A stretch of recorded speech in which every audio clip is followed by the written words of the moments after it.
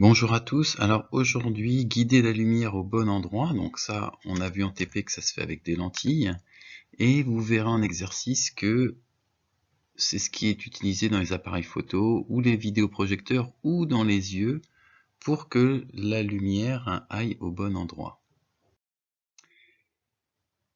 On va découper le chapitre en 3 paragraphes, on a déjà fait les 2 premiers en TP, donc sur les objets lumineux, les images, les lentilles, et surtout, aujourd'hui, je vais vous parler des yeux. Alors juste petit rappel sur ce qu'on appelle un objet lumineux et une image, vous pouvez renoter les définitions. Donc un point objet, c'est un point qui émet des rayons dans toutes les directions, et un point image, un point par lequel passent tous les rayons qui viennent du point objet. On a illustré cette notion en TP. Sur les lentilles, 3 rayons à connaître. On sait que tous les rayons qui arrivent perpendiculairement à la lentille vont tous passer par un point qui s'appelle le point foyer image, on le notera toujours F'. On sait que tous les rayons qui ressortent perpendiculairement à la lentille sont passés par un point que l'on appelle le foyer objet, que l'on notera F. Et on sait que tous les rayons qui passent par le centre de la lentille ne tournent pas. Et connaissant ces 3 rayons, on arrive à prévoir la position et la taille des images. Nous prenons un point objet, le sommet de la fleur par exemple, qui émet des rayons dans toutes les directions, mais regardons les 3 rayons dont on vient de parler.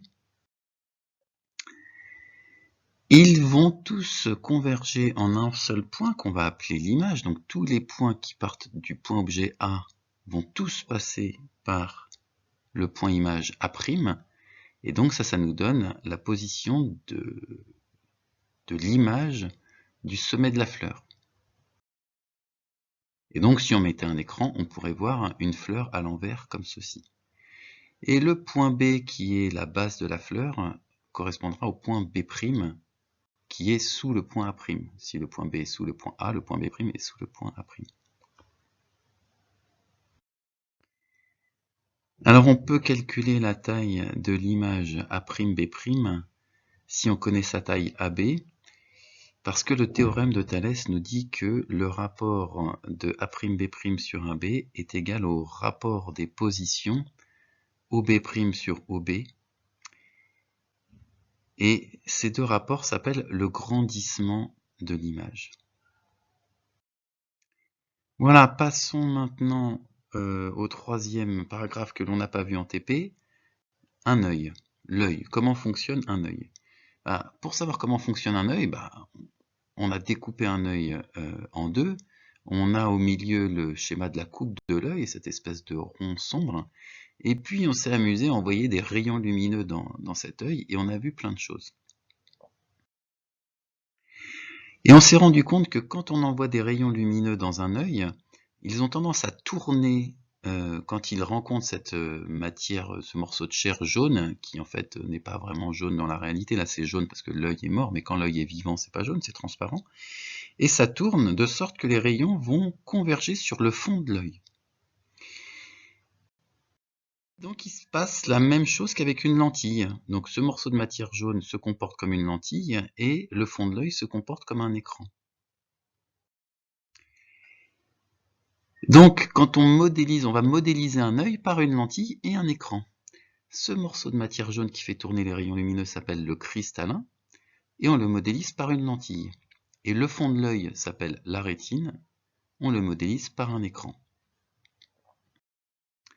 Dans un œil, il y a autre chose. Devant le cristallin, il y a un trou qui est plus ou moins gros suivant la luminosité. Vous avez tous observé les pupilles de vos voisins qui grossissent ou qui diminuent suivant la luminosité. Et au bord de ce trou, il y a l'iris qui donne sa couleur à l'œil. Eh bien, on modélise ça par un trou pour la pupille, et l'iris correspond au bord du trou. Donc connaissez bien ce vocabulaire, surtout cristallin, rétine, et les équivalents pour le modèle, lentille et écran. Alors quand des rayons lumineux passent par le cristallin, ils convergent sur la rétine, mais on a vu que si l'objet se rapproche, l'image peut se former plus loin. Alors est-ce que ça veut dire qu'il faut mettre l'écran plus loin pour voir l'image? Ça voudrait dire que l'œil grossit et que le fond de l'œil recule. Mais c'est pas ce qui se passe. Un œil, c'est une taille fixe, ça peut pas grossir. Donc l'œil a trouvé une autre astuce pour que l'image soit toujours sur la rétine. Il y a des muscles qui appuient sur le cristallin, ce qui modifie la distance focale du cristallin, de sorte que l'image soit toujours sur la rétine.